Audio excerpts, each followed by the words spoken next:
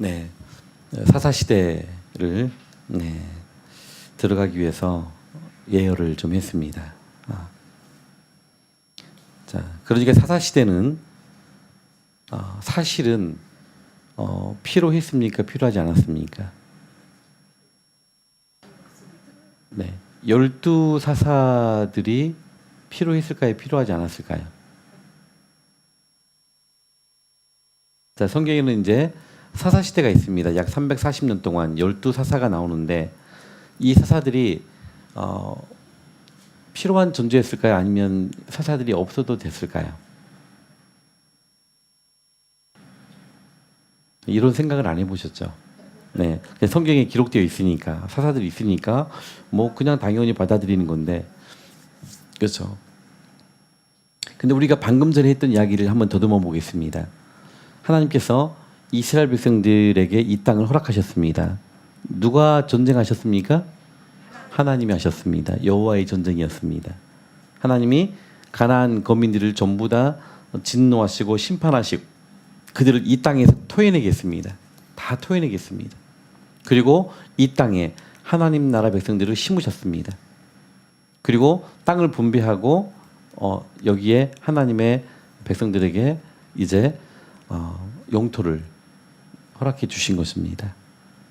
그리고 하나님이 이 나라를 어떻게 다스리기로 작정했습니까?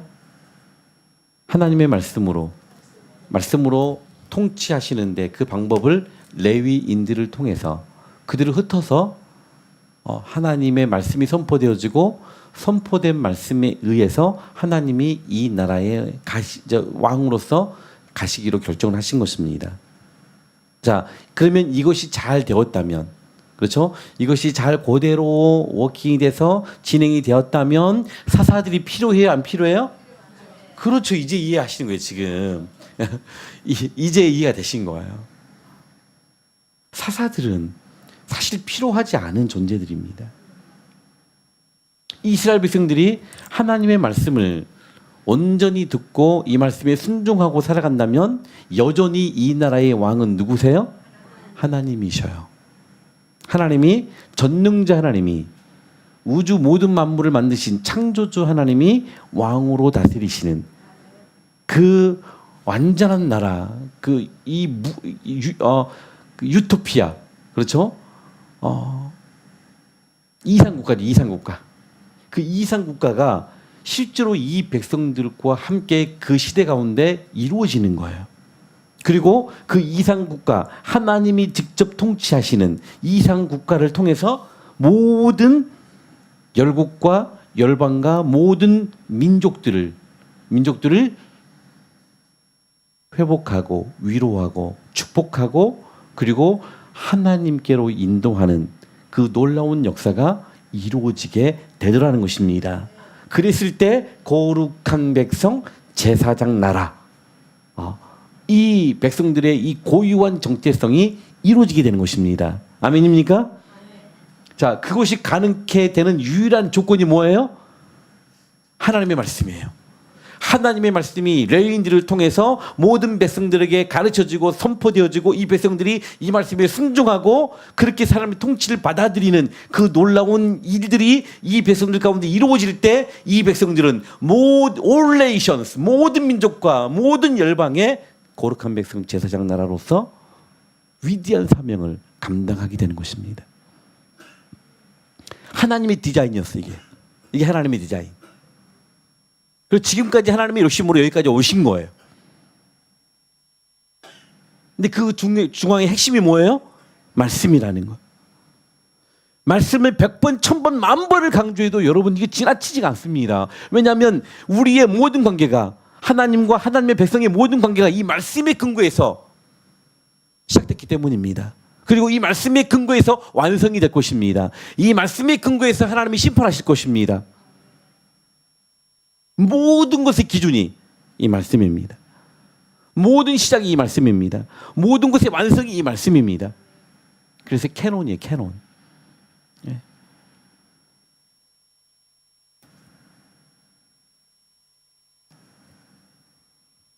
이대로만 갔다면 장사가 잘 되는 거죠. 이 팔레스타인 땅에서 네, 개업하고 이스라엘 나라 개업하고 정말 멋들어지게 장사할 수 있었는데 네. 여기서 이제 심각한 그의 무너짐이 일어납니다. 그 이야기를 사사기 2장에서 고발을 하고 있는데요. 한번 보겠습니다. 사사기 2장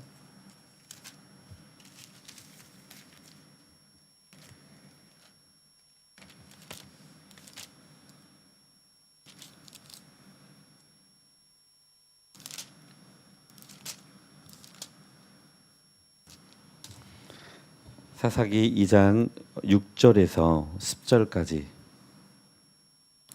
자, 한 목소리로 같이 보시겠습니다. 시작.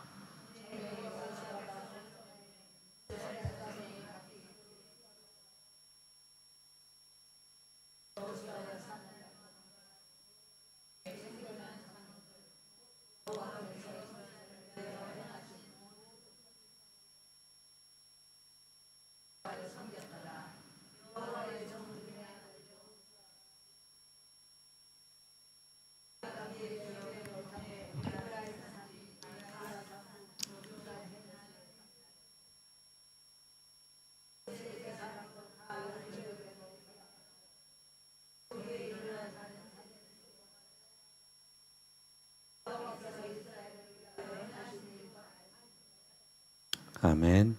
이 말씀에 아멘 하기는 정말 너무나 부끄럽고 너무 서글프고 너무나 마음이 막 무너집니다.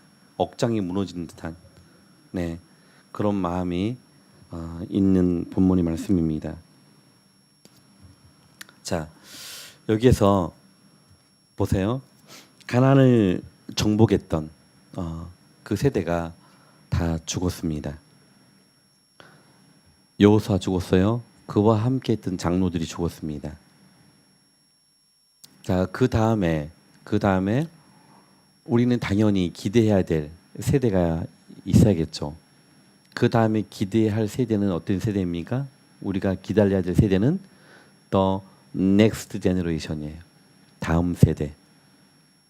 여호수아의 믿음과 그리고 여호수아의 하나님, 그 하나님을 나의 하나님으로 붙드는 세대가 그리고 하나님의 부르심을 사명으로 붙드는 세대가 일어나야 했었습니다. The next generation. 여호수아에서 장로 세대, 그 다음 세대는 됐어요. 근데 그 다음에 이어질 The next generation이 사라지고 성경은 이렇게 말합니다. Different generation이 나타납니다. 다른 세대가 나타납니다. 다른 세대. 믿음을 물려받은 믿음의 바통을 물려받은 다음 세대가 일어나지 아니하고 하나님도 알지 못하고 하나님이 행하신 일도 관심도 없고 알지 못하는 different generation 괴물 세대가 일어납니다. 그 세대가 일어나더니 하나님을 이렇게 부릅니다. 11절, 12절 쭉 있잖아요. 13절. 먼저 이렇게 읽어가기 시작하면 이스라엘 자손이 여호와의 목전에 악을 행하여 바알을 섬기며 이들이 이 다른 세대가 하나님을 이렇게 부릅니다. 바알님, 아스다롯님,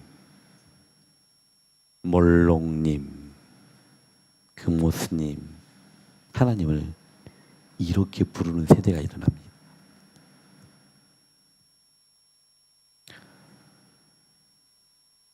이 사사시대는 성경 역사 가운데 가장 어두운 암흑시대입니다. 네. 모든 학자들이 가장 비참한 세대, 가장 어두운 시대로 사사시대를 꼽습니다. 그렇게 되었던 유일한 한 가지 이유가 무엇입니까? 다음 세대가 하나님을 모르는 거예요. 하나님이 행하신 일을 모르는 거예요. 다시 말하면 뭘 모르는 거예요? 신명기를 모르는 거예요. 그들의 조상에게 함께했던 하나님, 그분이 역사를 모르는 거예요. 그분이 기록해 놓으신 말씀들을 전혀 모르는 거예요.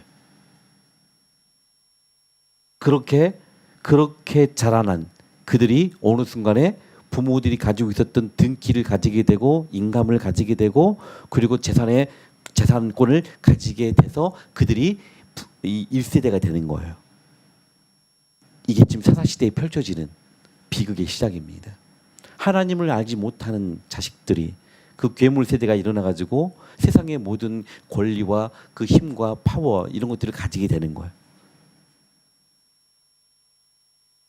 그때부터 이들에게 더 이상 지존하신 하나님, 전능자 하나님은 관심사가 아닙니다.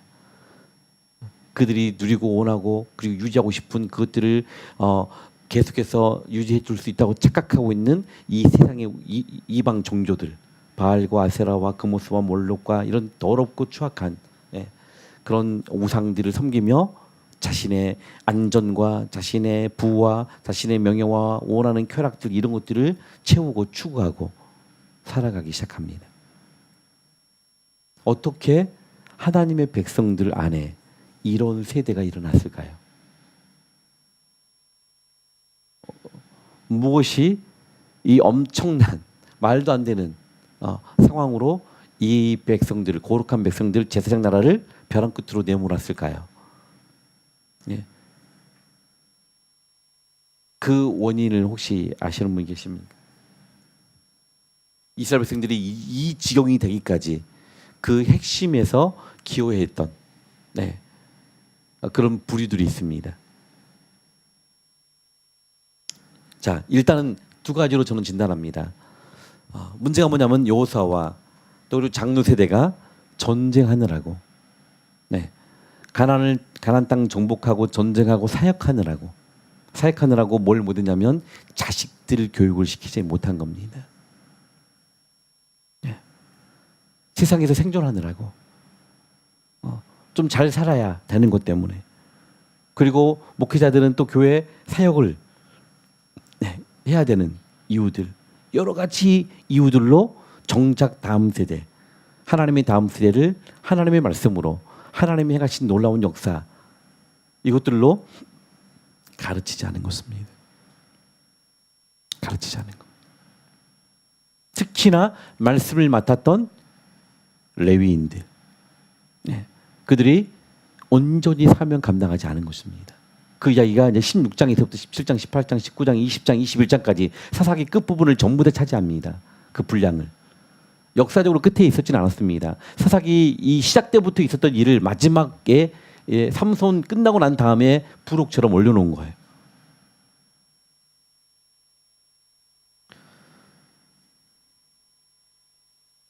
이 사사시대의 이 비참함 하나님을 알지 못하는 겁니다. 하나님이 행하신 일에 관심이 없는 겁니다. 그리고 이들에게 오직 관심 있는 것은 정착하도록 하는 한 가나안 땅, 하나님이 주신 이 땅에서 무엇을 먹을까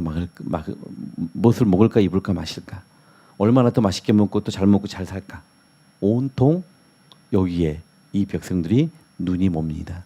마음이 멀어버립니다. 그래서 그 농사를 잘 짓고 그리고 안전을 위해서 그리고 자기들 원하는 것들을 위해서 하나님을 섬기는 건 불편하게 됐습니다. 왜냐하면 열방을 향한 거룩한 백성 제사장 나라는 불편하거든요. 그냥 비를 내려주고 햇빛을 세워주고 그리고 농작물이 잘 되게 해주는 바알 섬기고 아세라를 섬기고 그러면 먹는 거, 입는 거 내가 원하는 것들을 만끽하고 사는데 문제가 없거든요. 그래서 하나님에서 갈아탑니다. 이방 종교의 신들로. 이들에게 어디에도 하나님의 거룩한 백성, 제사장 나라로서의 정체성은 없습니다. 이 백성들 향하신 하나님의 선하신 뜻과 계획은 관심사가 아닙니다.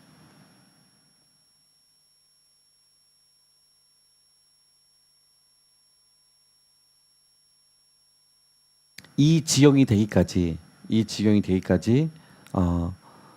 원인 제공을 했던 1차적 원인은 부모들의 방임입니다.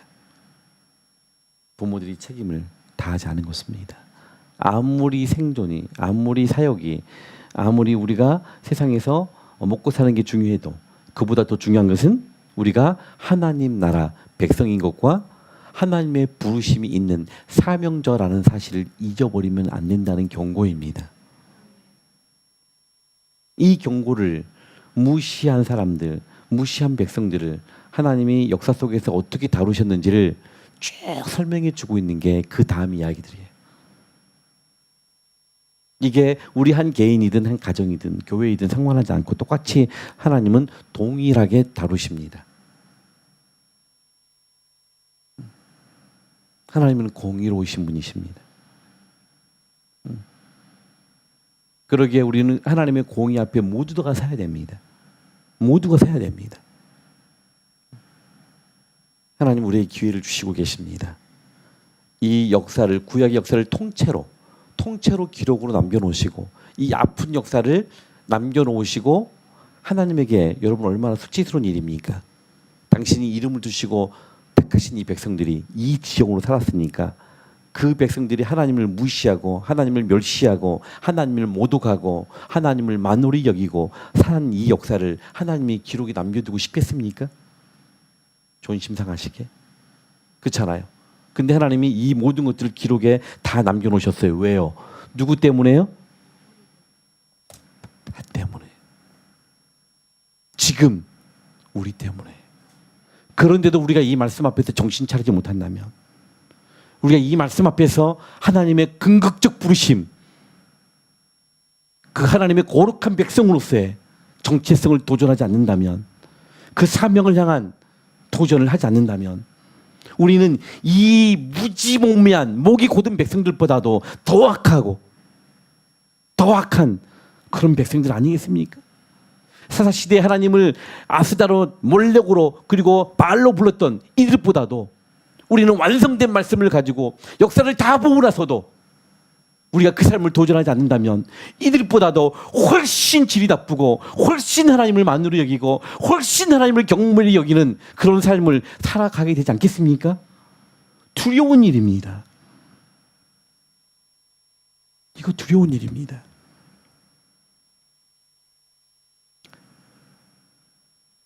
그래서 여러분 우리가 정신을 차려야 됩니다.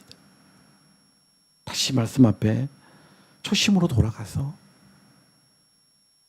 하나님 말씀하십시오. 주님 말씀하시면 내가 가겠습니다. 주님이 말씀이 멈추라 하면 제가 멈추겠습니다. 자기 영적인 나르시즘에 빠져가지고 그 카타르시즘에 중독이 돼가지고 찬양과 노래만 부르고 있지 마시고 그거 눈물 흘리면서 1000번 만번 부르면 뭔 소용이 있습니까? 지금 당장 그 말씀 앞에 내가 순종하고 내 의지를 꺾고 살아내야 됩니다. 살아내야 됩니다. 부부 관계에서 하나님의 말씀이 통치하도록 자신들의 의지와 자신들의 이기심을 꺾고 그분의 통치 앞에 엎드려야 됩니다. 자녀들을 놓고도 하나님이 통치가 이루어지도록 하나님을 경외하는 자녀가 되도록 말씀으로 양육하고 들을 때까지 깨달을 때까지 권면하고 가르쳐야 되지 않겠습니까? 이걸 하지 않은 채 뭘 바랍니까? 이걸 하지 않은 채 바라고 있는 모든 것들은 전부 다 뜬구름 잡는 것들입니다. 안개와 같은 것들, 순식간에 사라져버릴 것들, 풀의 꽃과 같은 것들. 성경에서 얼마나 많은 곳에서 이런 것들을 구하며 인생을 낭비하지 말라고 하고 있습니까? 하나님의 말씀이 나를 다스리고 있지 않냐고, 우리 가정을 다스리고 있지 않냐고, 우리 부부를 다스리고 있지 않다면, 우리 자녀를 다스리고 있지 않다면 우리는 이미 길을 잃은 것입니다.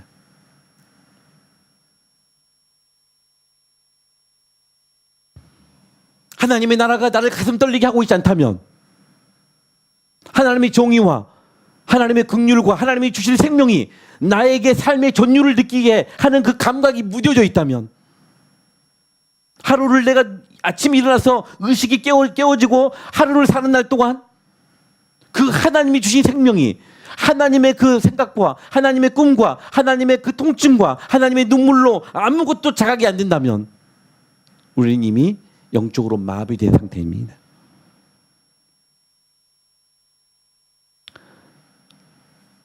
이 모든 이 영적 질환을 회복시키는 게, 치유하고 고치는 게 여러분 말씀입니다. 말씀입니다.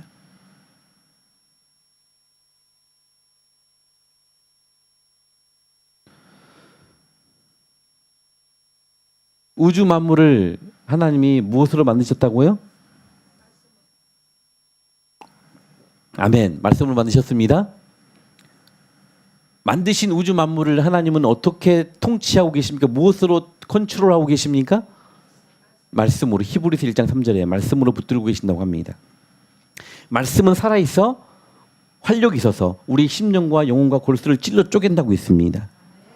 말씀은 교훈과 책망과 바르게 함과 의로 교육하기에 유익하다고 합니다. 말씀은 하나님의 사람으로 온전케 하여 그 온전함을 살아가도록 한다고 이야기를 하고 있습니다. 여러분, 그 말씀이 육신이 되어 이 땅에 오신 분이 누구예요? 예수님이십니다. 그 말씀이 육신이 되어 이 땅에 오셔서 우리 안에 거하시는 분, 텐트를 치고 거하시는 분이 바로 예수님이십니다. 말씀이 곧 예수님이십니다. 아멘. 그래서 예수님이 말씀하시면 파도가 잔잔해지는 거예요. 예수님이 말씀하시면 봉사가 눈을 뜨는 거예요. 예수님이 말씀하시면 안진병이 일어나는 거예요. 예수님이 말씀하시면 죽은 나사로가 벌떡 일어나는 거예요. 아멘입니까? 우리가 말씀에 순종하면, 우리가 그분의 말씀에 순종하면 그분이 약속한 모든 말씀의 그 언약들이 실제로 우리의 삶 가운데 다 이루어진다는 사실입니다.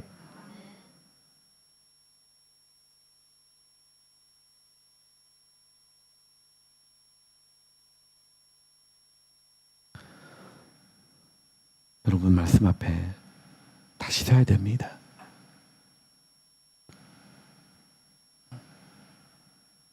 말씀이 없이 우리 인생이 나이 들고 그리고 더 이상 기력이 쇠해질 동안 말씀이 없으면 더 비참합니다. 추운 겨울에 아무것도 외투에 거칠 것이 없이 그 허허벌판에 추위에 나가 있어야 되는 것처럼. 하지만 우리가 말씀을 가지고 있으면 우리 전생애가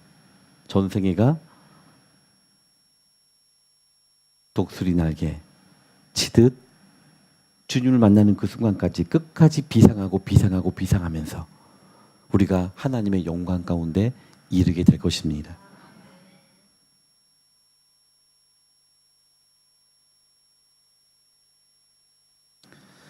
자, 이 사사시대의 비극, 그 원인을 아시겠죠? 부모 세대가 생존하느라고, 세상에서 생존하느라고 무덤을 통과할 것들이 하나도 없는데도 불구하고 그것들을 위해서 열심히 사느라고 다음 세대를 말씀으로 양육하지 못했을 때 겪어야 되는 그 다음 판의 비통함, 그 다음 세대의 비참함, 이건 말로 다 할 수가 없더라 그 말입니다.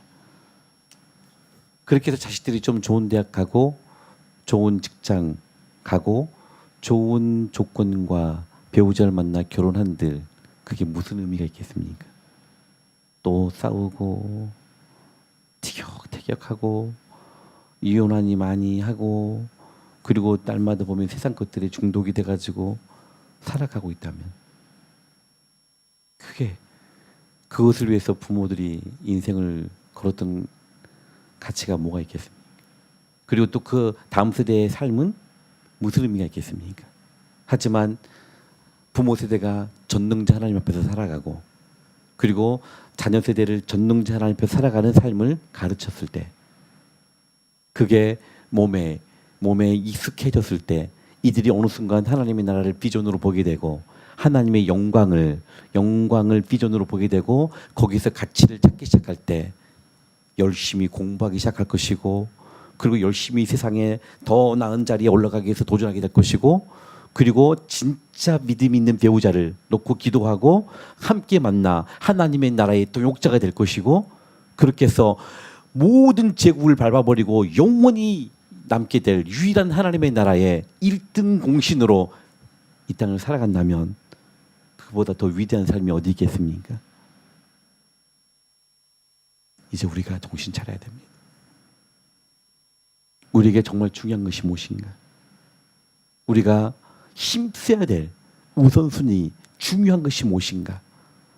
이걸 이제는 하나님의 기록된 말씀이 주는 이 역사 속에서 찾아내고 오늘 우리의 삶 가운데 적용할 수 있어야 됩니다. 하나님은 지금 우리에게 이 기회를 다시 주십니다. 우리가 몇 명이 모이는지 중요하지 않습니다. 하나님은 어느 시대든지 한 사람이 그 한 사람이 하나님의 주권 앞에서 인생을 걸고 다시 회복을 도전하고 하나님의 은혜를 구할 때 하나님은 그런 백성들을 붙드시고 하나님의 나라 역사를 써가시는 분이십니다. 믿으십니까? 그러니까 우리는 지금 절대로 늦지 않았습니다. 네. 왜냐하면 전능하신 하나님이 우리를 기다리고 있기 때문입니다. 약속을 하시고 기다리고 계십니다. 그래서 다시 도전하는 겁니다. 다시 가정 예배를 회복하고 부부가 하나님 말씀을 놓고 우리가 어떻게 의사결정해야지 하나님이 기뻐하실까? 이걸 함께 묻는 것입니다. 둘이 말씀을 펴고 묻다가 모르겠으면 목사님에게 묻는 것입니다. 이런 상황에서 저희 부부가 어떻게 하면 하나님이 기뻐하신 일을 선택하고 갈 수 있을까요? 이렇게. 네.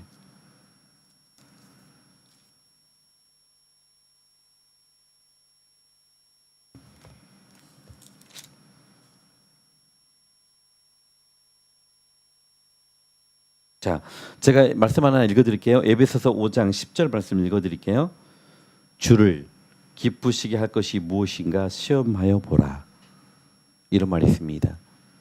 주를 기쁘시게 할 것이 무엇인가 시험하여 봐라. 이 말이 무슨 말일까요? 하나님 중심으로 사는 삶은요. 우리가 모든 의사 결정을 하기 전에 우리가 점검을 해야 됩니다. 네, 일본에 오면 과일들이 다 맛있더라고요. 네, 그래서 뭐 잘 모르겠지만 일본도 이렇게 사과 같은 거 이렇게 쌓아놓고 몇 개 얼마 이렇게 파는 데 있습니까? 이제 네 봉다리 말고 쌓아놓고 낱개로 쌓아놓고 골라서 몇 개 얼마 그렇게 팔죠. 보통 그렇게 한 5개 정도 사면 얼마 정도 들어갑니까? 한 5,000엔? 네, 5,000엔. 자, 그러면 5개 골라 5,000엔 하는 그 무더기가 있어요.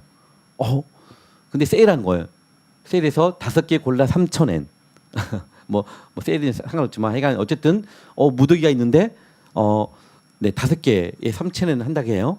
그럼 여러분 가가지고 5개 3,000엔 싸네 하고 그냥 아무거나 5개 딱 집어서 오겠습니까? 네?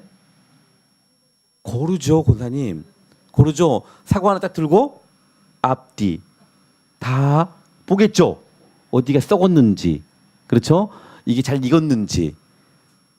네. 5,000엔 5개에 5,000엔짜리 사과를 사도요. 우리가 테스팅합니다. 시험해 봅니다.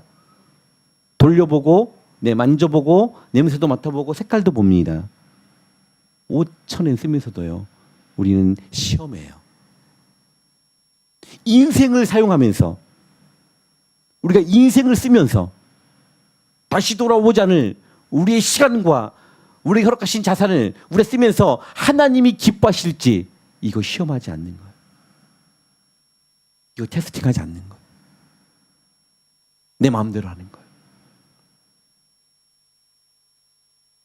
하나님이 기뻐하시겠습니까? 하나님이 그런 백성에게 복 주시겠습니까? 말씀대로 산다는 것은요. 하나님을 우선순위에 두고 산다는 것은 이렇게 모든 의사결정을 할 때 하나님이 기뻐하실 것을 묻는 겁니다. 하나님의 생각을 묻는 거예요. 하나님의 뜻이 무엇인지를 점검하고 테스팅하는 거예요.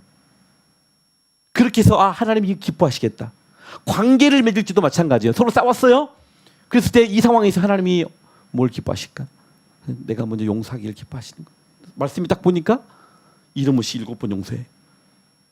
그러면 나는 속이 부글부글하고 내가 분노로 막 목이 찼을지라도 내 육신의 욕구에 지지 아니하고 거기에 내가 망가지지 아니하고 하나님이 기뻐하신 대로 내가 나를 의지적으로 꺾고 순종할 때 그 사람이 리더예요.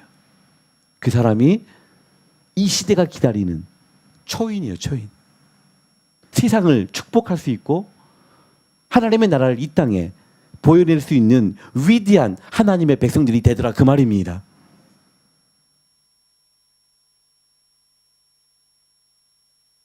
우리가 여러분 그만큼의 격이 있는 삶을 살도록 하나님이 우리를 자녀 삼으신 거예요.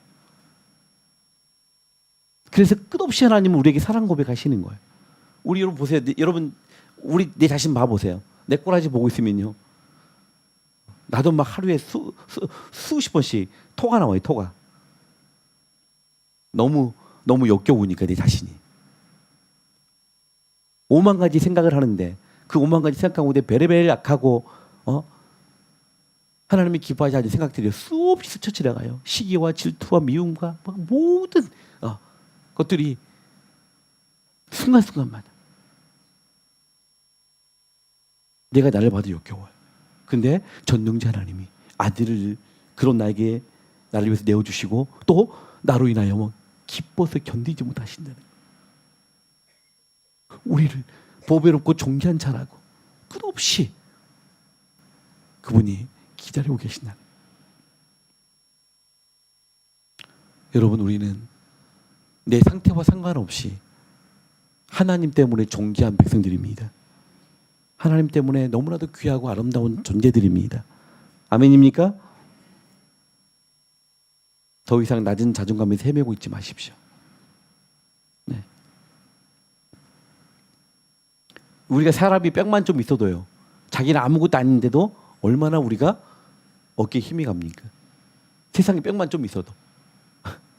그렇잖아요. 근데 전능자 하나님이 우리 아버지가 되시는데 우리 보호자가 되시고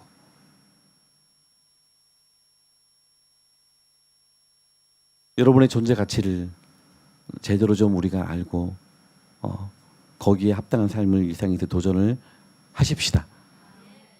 그게 뭐냐면 하나님의 말씀을 의지해서 하나님이 기뻐하신 일을 선택하는 거예요. 근데 이 구약 백성들이 그걸 하지 못한 거예요.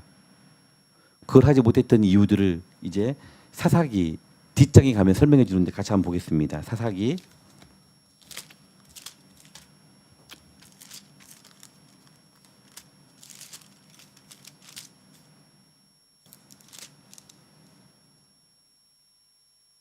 17장부터 보겠습니다.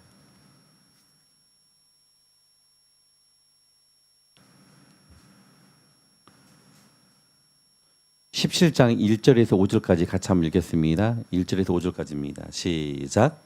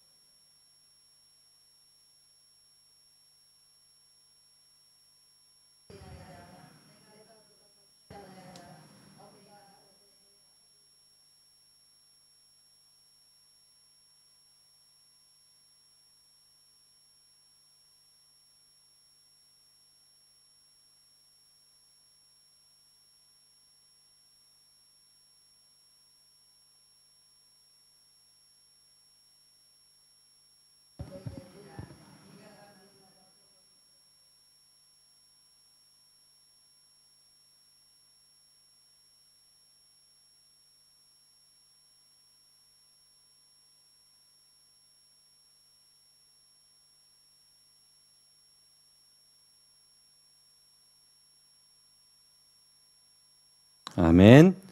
자, 여기까지입니다. 자, 이제 미가의 이제 스토리인데요. 여기에서 보니까 미가의 엄마가 지금 한 일이 믿음이 있는 일이에요? 아니면 믿음이 없는 일이에요? 여호와의 이름으로 200냥이나 들어가지고 헌금도 하고 했잖아요. 여호와 하나님께 거룩히 드렸는데 이 200냥이요 얼마나 되냐면 잘 들어보셔야 돼요. 지금 이 미가의 엄마가 잃어버린 돈이 얼마입니까? 은 1100이에요. 은 1100냥. 은 1100냥을 잃어버렸는데 여러분 하나도 안 놀라잖아요. 얼마인지 모르니까. 그죠? 그게 얼마인지 모르니까. 근데 어디서 단서를 알 수 있냐면 10절에 가서 보잖아요. 10절을 같이 읽겠습니다. 시작.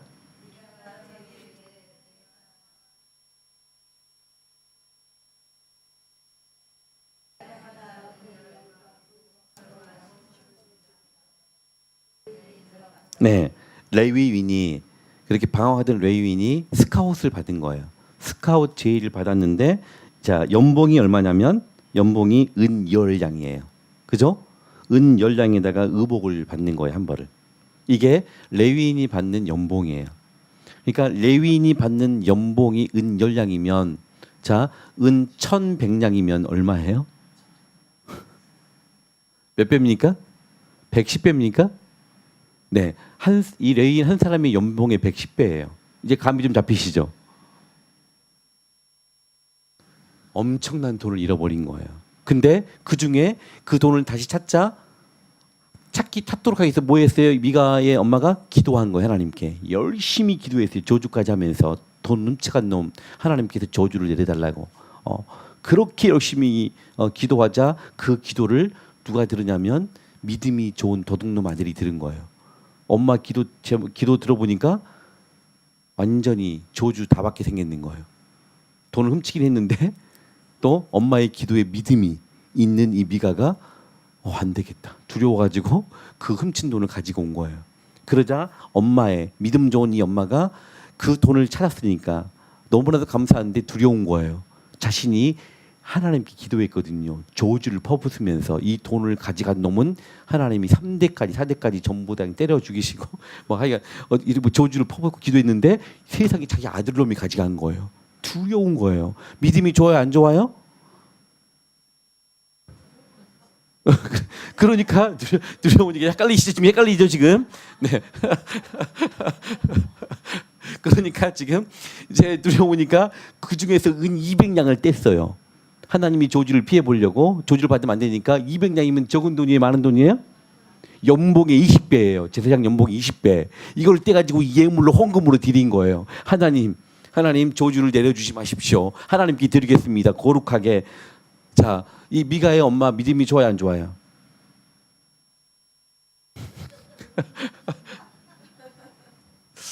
네, 참 헷갈립니다. 네, 헷갈리죠. 제가 또 헷갈리기 좀 했습니다. 지금 이 사건은요, 비참한 모습입니다. 비참한 모습이에요. 이들은 인격적인 하나님을 잃어버린 자들입니다. 네, 하나님을 모르는 자들입니다. 종교성만 남았어요. 네, 이방의 잡신들을 섬기듯이 하나님을 대우하고 하나님과 관계하고 있는 자들입니다. 하나님의 백성들인데 이 백성들이 그렇게 사는 거예요. 하나님을 지존하신 하나님, 전능자 하나님, 유일하신 하나님, 인격적 하나님으로 관계하고 열방을 향한 하나님의 선하신 뜻을 도전하는 삶이 아니라 이방의 잡신 섬기듯이 자기들의 필요를 구하고 자기들의 필요를 위해서 하나님을 이용하고 그리고 자기들의 불리한 거 있으면 하나님의 눈을 가리기 위해서 기브 앤 테이크하는 이런 아주 망가지고 무너지고 아주 다 깨진 모습으로 살아가고 있는 이 이스라엘 백성들. 이거 비참한 모습입니다. 근데 그 비참한 이 백성들의 모습 한 중앙에 누가 끼어 있어요? 레위인이 끼어 있습니다. 이 레위인들은 전부 다 자기가 있을 곳이 있습니다. 섬겨들 성읍이 있습니다. 그런데 이들이 거기에 만족하지 않냐고 또 돌아다니는 거예요. 그래가지고 그런 망가진 그런 백성들 그리고 돈 좀 있고 그리고 길 잃어버린 그들에게 들러 붙어가지고 네 거기서 네 자기들의 이 삶을 필요를 채우고 살아가는 미가 신상 사건의 주인공은 여러분 그 또 돌아다니는 레인입니다. 그 시대에 말씀을 맡은 자들이 사명 감당하지 아니하고 백성들에게 하나님의 나라와 하나님의 통치를 선포하지 않은 결과가 어떻게 미가와 미가 엄마와 같은 그런 비참한 사람들을 만들어내 가고 있는지를 성경이 고발하고 있는 거예요. 근데 이제 더 재미있는 것은 자 그렇게 이제 미가 집에 이제 신상이 만들어졌어요. 만들어졌는데 자 이 18장에 보면 단지파가 블레셋이 계속 괴롭히니까 이제 다른 땅을 차지하기 위해서 올라가는 도중에 자 3절에 그들이 미가의 집에 있을 때 그의 청년 음성을 알아듣고 그리로 돌아가서 그에게 이르되 누가 너를 이리로 인도하였으면 내가 여기서 무엇을 하며 여기서 무엇을 얻었냐 하니 그가 이르되 그들이 이르되 미가가 하게 나를 대접하고 나를 고용하여 나를 자기의 제사장으로 삼았느니라 하니라. 그들이 그에게 이르되 청하건대 우리를 위하여 하나님께 물어보아라. 우리가 가는 길이 형통할는지 우리에게 알게 하라 하니 그 제사장이 그들에게 이르되 평안히 가라. 너희가 가는 길은 여호와 앞에 있느니라 하니라. 뭐 하나님 이야기하는 것 같아요. 근데 천만의 말씀입니다. 이들은 이 싹군 제사장에 그리고 단지파는 하나님을 인정하지 않고 하나님을 존중하지도 않는 자들입니다. 그러면서 이에 5사람이 떠나 라이스에 이르러 거기 있는 백성을 본즉 쭉쭉 나오죠. 그러다가 어디를 가냐면 네, 이제 단 쪽을 보고 이제 다시 내려온 거예요. 네, 여기를 봐보세요. 여기 있던 단지파가 이 에브라임 지파를 경유해 가지고 여기까지 가서 보고 이 땅으로 이제 이주하기 위해서 다시 내려옵니다. 이제 이 가는 과정에서 미가 집을 보게 되고 여기 신상이 있는 것을 제사장이 있는 것을 보고 지나가는 거예요. 그리고 다시 왔다가 이제 올라갈 때 이제 600명을 데리고 올라갑니다. 단 지파 가족 중 600명이 무기를 지니고 소라와 에스디올에서 출발하여 올라가 유다에 있는 기럇 예림에 진치니 그러므로 그것이 뭐 쭉 나오죠. 그러다가 600명 그러다가 이제 14절부터 전에 라이스 땅을 정탐하러 갔던 5사람이 그 형제에게 말하 이르되 이 집에 에봇과 드라빔과 새긴 신상과 부어 만든 신상이 있는 줄을 너희가 아느냐. 그런즉 이제 너희는 마땅히 행할 것을 생각하라 하고 5사람이 그쪽으로 향하여 그 청년 레위 사람의 집 곧 미가의 집에 이르러 그에게 문안하고 단자손 600명은 무기를 지니고 문 입구에 서니라. 자, 이 상황이 어떤 상황이에요? 지금 이제 단지파가 미가 신상 집에 있는 신상과 레인 제사장이 부러운 거예요.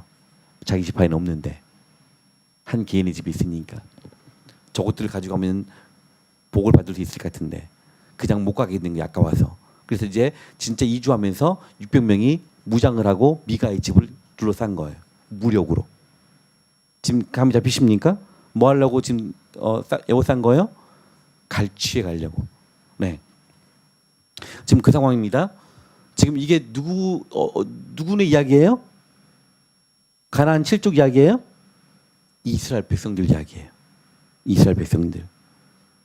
하나님이 택한 백성들 이야기입니다. 네. 그 땅을 정탐하러 갔던 5사람이 그리로 들어가 새긴 신상과 에봇과 드라빔과 부어 만든 신상을 가져갈 때 그 제사장은 무기를 지닌 600명과 함께 문 입구에 섰더니 막 다 챙겨가니까 제사장이 자기 밥줄이 끊길 상황이잖아요 지금요. 네. 그래서 이제 문 입구에 선 겁니다. 그 5사람이 미가의 집에 들어가서 새긴 신상과 에봇과 드라빔과 부어 만든 신상을 가지고 나오매 그 제사장이 그들에게 묻되 너희가 무엇을 하느냐? 너희들 지금 뭐 하는 거야? 무슨 짓이야? 막 이렇게 이제 막 제사장이 그랬겠죠. 네? 그들이 우리에게 이르되 이제 나오잖아요. 잠잠해라. 내 손을 입에 대라. 자, 지금 레위인이 흥분해 가지고 자기 밥줄이 끊길 상황이니까 막 큰 소리 치고 막 흥분해 가지고 그렇게 했을 때 이 무력을 무장을 한 이들이 이렇게 말합니다. 네. 그들이 이르되 잠잠하라. 내 손을 입에 대라. 이렇게 성경은 기록했는데 여러분 이렇게 말했겠습니까? 흥분하고 당황한 제사장이 소리치고 있을 때 무기를 가진 자들이 그렇게 했겠습니까? 쉿, 입 다물어. 아가리 닥쳐. 뒤지고 싶어? 이 말이에요. 이거를 지금 완곡하게 표현해 놓은 거예요. 너 죽고 싶어? 죽고 싶지 않으면 너 입 다물고 조용하게 있어. 이게 지금 누구네 동네 이야기예요? 이스라엘 백성들 이야기입니다. 잊어버리지 마십시오. 네.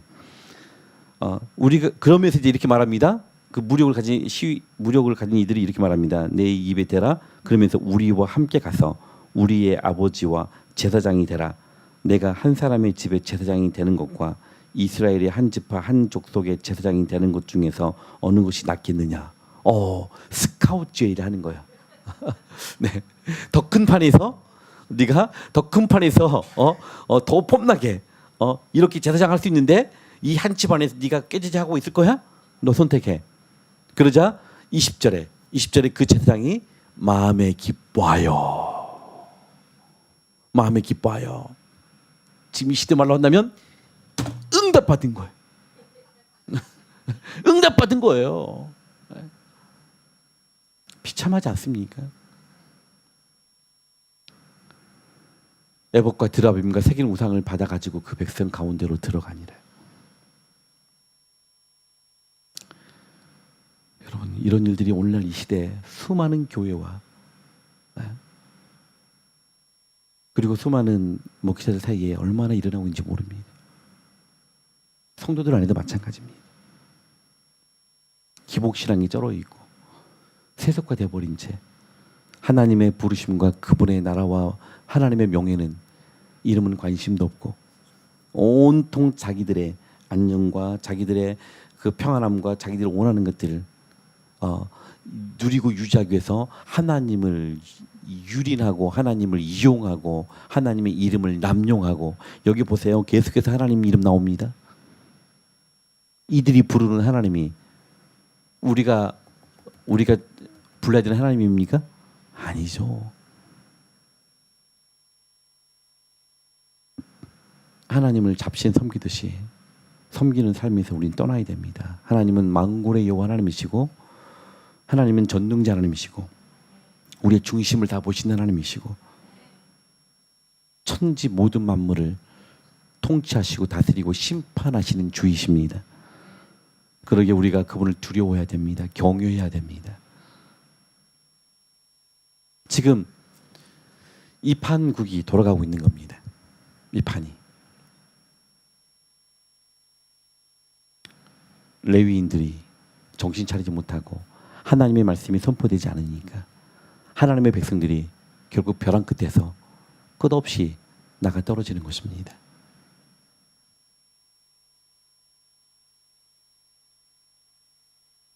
그리고 세속화된 성도들은 끊임없이 리더들을 또 세속화시키는데 일조를 합니다.